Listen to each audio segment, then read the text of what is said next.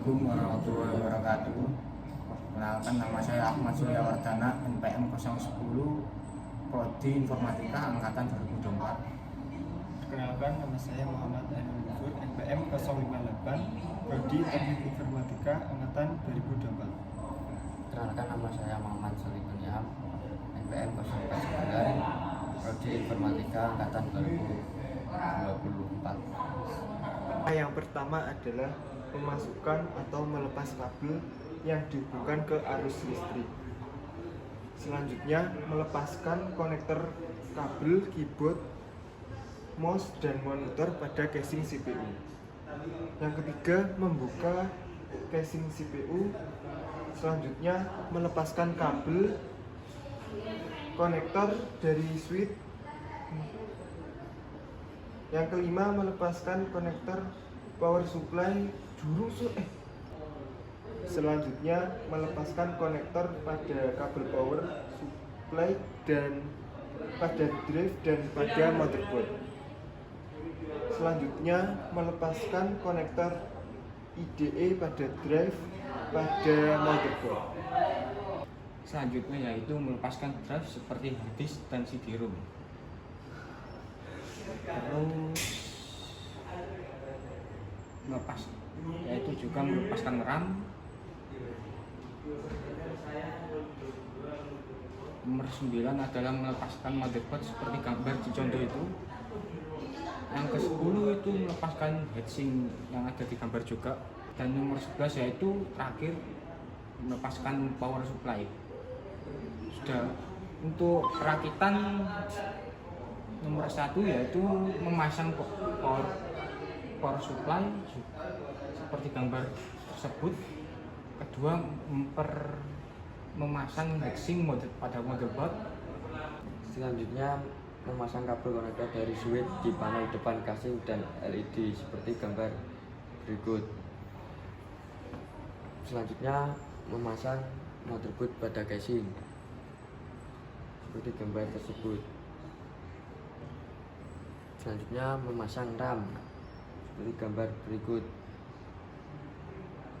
Selanjutnya, nomor 6, memasang drive, hard disk, dan CD-ROM seperti gambar tersebut. Selanjutnya, nomor 7, memasang kabel konektor LED pada drive, hard disk, CD-ROM pada motherboard seperti gambar berikut. Selanjutnya, nomor 8, memasang konektor kabel power supply pada drive, hard disk, CD-ROM, dan motherboard seperti gambar berikut. Selanjutnya, nomor 9, memasang casing CPU, dan nomor 10, memasang kabel yang dihubungkan ke arus listrik. Selanjutnya saya di sini akan menyebutkan komponen-komponen dalam komputer. 1. Motherboard. Motherboard adalah perangkat utama yang berfungsi sebagai tempat memasang komponen internal sebuah komputer. Motherboard juga menghubungkan dan mengaktifkan semua komponen komputer sehingga dapat bekerja secara optimal. 2. Yaitu prosesor. Prosesor dapat dikatakan sebagai otak komputer. Hal ini karena prosesor berfungsi untuk mengatur seluruh pekerjaan yang dilakukan oleh sebuah komputer. Nomor 3 yaitu memori. Memori merupakan media penyimpanan data yang terdapat pada sebuah komputer. Kapasitas memori sebuah komputer dapat mempengaruhi kecepatan pada komputer tersebut. Nomor 4 yaitu hard disk. Hard disk juga merupakan salah satu komponen komputer yang terpenting. Hard disk adalah media penyimpanan dan kapasitas memori yang besar. Nah, nomor 5, optical drive. Optical drive merupakan perangkat keras penyimpanan data dengan media penyimpanan merupakan berupa keping CD atau DVD dan menggunakan teknologi optik.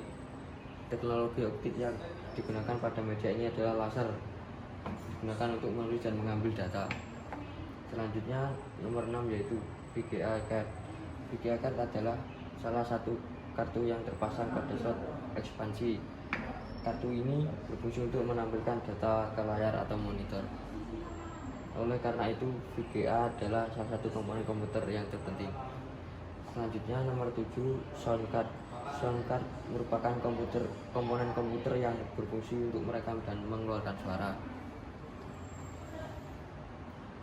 Selanjutnya nomor 8 yaitu LAN card. LAN Local Area Network atau bisa disebut LAN card adalah sebuah perangkat yang digunakan untuk menghubungkan komputer pada sebuah jaringan. Dengan teknologi ini, seseorang dapat mengakses komputer pada komputer yang lain yang terhubung dalam suatu jaringan lokal. Ya adalah USB card. USB merupakan jenis komunikasi data yang sedang berkembang menggantikan fungsi port serial dan paralel. Sedangkan USB card merupakan sebuah kartu ekspansi komunikasi datanya. Sebagai komponen komputer, USB card digunakan pada motherboard tipe lama yang belum memiliki USB onboard. Selanjutnya adalah modem. Modem adalah alat komunikasi dua arah.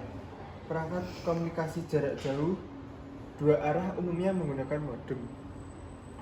Umumnya istilah modem lebih dikenal sebagai perangkat keras yang digunakan sebagai port komunikasi pada komputer. Modem berfungsi untuk menghubungkan komputer dengan jaringan internet. Ya adalah power supply. Power supply berfungsi sebagai penyuplai tenaga pada motherboard dan beberapa peripheral yang terdapat dalam casing. Daya pada power supply sangat mempengaruhi kinerja komputer. Selanjutnya adalah casing. Komponen komputer berikutnya adalah casing yang merupakan alat yang berguna untuk melindungi komponen-komponen hardware dalam CPU agar aman dari gangguan luar yang dapat merusak komponen tersebut seperti debu dan air. Selanjutnya adalah keyboard.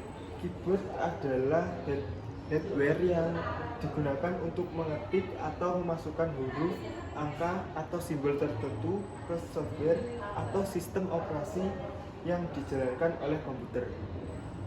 Keyboard terdiri atas tombol-tombol berbentuk kotak dengan huruf, angka, atau simbol yang bercetak di atasnya. Selanjutnya yaitu mouse. Mouse merupakan hardware yang termasuk dalam input. Mouse juga berfungsi untuk memasukkan data dalam komputer dan membentuk seperti seekor tikus. Mouse bekerja dengan menangkap gerakan menggunakan bola yang menyentuh permukaan keras dan rata. Selanjutnya nomor 15 yaitu monitor. Monitor merupakan komponen komputer yang digunakan sebagai tampilan yang menunjukkan hasil kerja sebuah komputer. Keutamaan sebuah monitor adalah nomor 15 salah sih. Selanjutnya di sini saya akan menyebutkan dan menjelaskan fungsi dari perangkat internal dan eksternal. Perangkat internal adalah komponen yang sudah terpasang di dalam komputer, sedangkan perangkat eksternal adalah komponen yang terhubung ke komputer dari luar. Perangkat internal berfungsi untuk membaca dan memproses perintah pengguna, sedangkan perangkat eksternal berfungsi untuk membantu komputer menyelesaikan tugas yang tidak dapat dilakukan oleh perangkat internal. Saya akan menjelaskan beberapa contoh perangkat internal dan eksternal. Perangkat internal motherboard yaitu papan sirkuit utama yang menampung CPU dan komponen pemrosesan lainnya. Selanjutnya CPU yaitu otak dari komputer yang memproses dan mengeksekusi perintah pengguna program perangkat lunak. Selanjutnya RAM yaitu perangkat penyimpanan dan data sementara yang dapat langsung diakses oleh program perangkat lunak.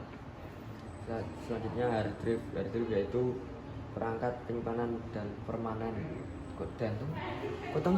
Selanjutnya RAM yaitu perangkat penyimpanan data sementara yang dapat langsung diakses oleh program perangkat lunak. Selanjutnya hard drive yaitu perangkat penyimpanan data permanen yang digunakan untuk menyimpan sistem operasi media dan aplikasi. Selanjutnya adalah contoh perangkat eksternal. Contoh perangkat eksternal yaitu keyboard. Keyboard yaitu perangkat keras terdiri dari perangkat tombol fisik untuk memasukkan karakter angka dan huruf di komputer. Selanjutnya mouse, yaitu perangkat keras untuk menggerakkan telunjuk atau kursor pada komputer. Selanjutnya monitor, yaitu perangkat keras yang berfungsi untuk menghasilkan dan menampilkan gambar pada komputer.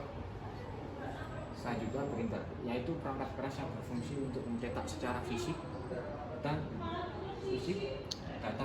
digital yang tertulis. Selanjutnya yaitu monitor. Monitor merupakan komponen komputer yang digunakan sebagai tampilan yang menunjukkan hasil kerja keras sebuah komputer.